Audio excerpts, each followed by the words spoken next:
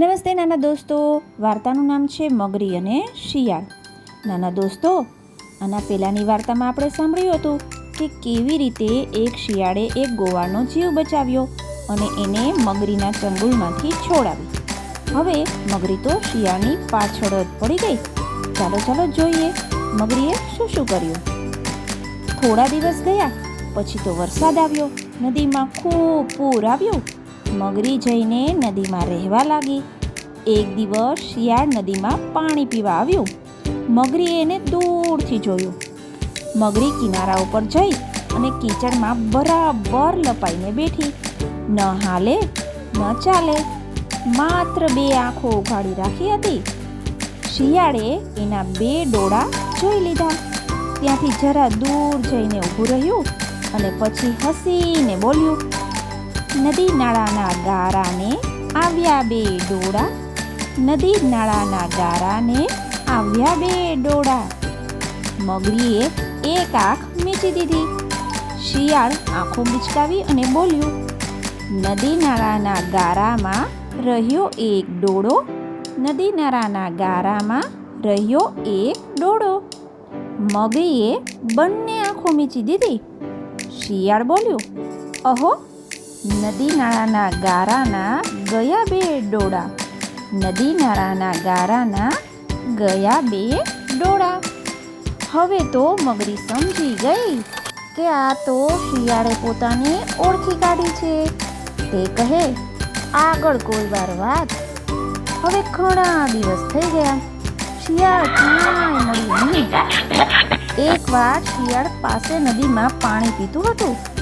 Sir કરતી મગરી એની પાસે આવી અને એણે શિયાળનો પગ પકડી લીધો.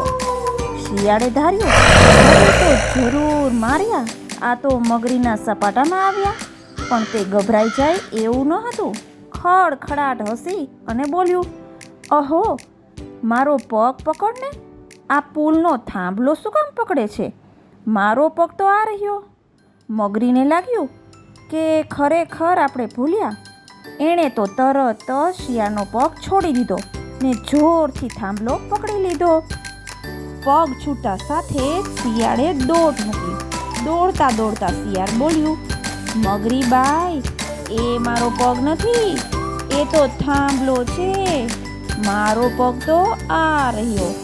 શિયાળે ફરીથી નદીના પાણી પીવા આવવાનું જ છોડી દીધું. મગરીએ ઘણી રાહ જોઈ, રાત દિવસ પહેરો રાખ્યો, પણ શિયાળ તો નદી ઉપર આવે શાનું? હવે શું કરવું? નદી કાંઠે એક આંબાવાળીઓ હતો. ત્યાં શિયાળ પોતાના ભાઈબંધોને લઈ રોજ કેરી ખાવા આવે. મગરીએ તો વિચાર કર્યો કે હવે આંબાવાળિયામાં છુપાઈ જાઉં. એક દિવસ શાકના મોટા ઢગલામાં લપાઈને મગરી તો બેઠી. શિયાળને આવતું જોઈ અને 2 ડોળા ઉઘાડા રાખ્યા. હંમેશાની જેમ શિયાળ મિત્ર મંડળને લઈને આવ્યો. તરત જ એની નજરે 2 ડોળા પડ્યા. એણે તો બૂમ પાડી અને કહ્યું, ભાઈ સંભાળજો, આ મોટો સરકારી ઢગલો છે, એની પાસે કોઈ જશો નહીં. આ બીજા ઢગલામાંથી ખાજો. આ વખતે પણ શિયાળ હાથમાં આવ્યું જ નહીં. મગરી કહે, હવે તો એની બખોલમાં જ જઈને બેસું, ત્યાં જ હાથમાં આવશે. એકવાર શિયાળને બહાર ગયેલું જોઈ મગરી તેની બખોલમાં જઈને બેઠી. અડધી રાત રખડી સવાર પડવા આવ્યું એટલે શિયાળ બખોલમાં આવ્યું. ત્યાં એણે મગરીના 2 ડોળા જોયા અને કહે, વાહ, આજે તો મારા ઘેર 2 દીવા. મગરીએ 1 ડોળો મીચી દીધો. શિયાળ કહે, અરે, આ 1 દીવો તો ઓલવાઈ ગયો. મગરીએ 2 ડોળા મીચી દીધા.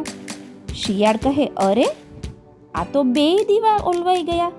હવે અંધારામાં કોણ જાય? ચાલને બીજી બખોલમાં જ જાઉં.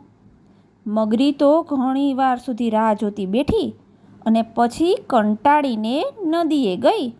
શિયાળ કોઈ દિવસ મગરીના હાથમાં આવ્યું જ નહીં.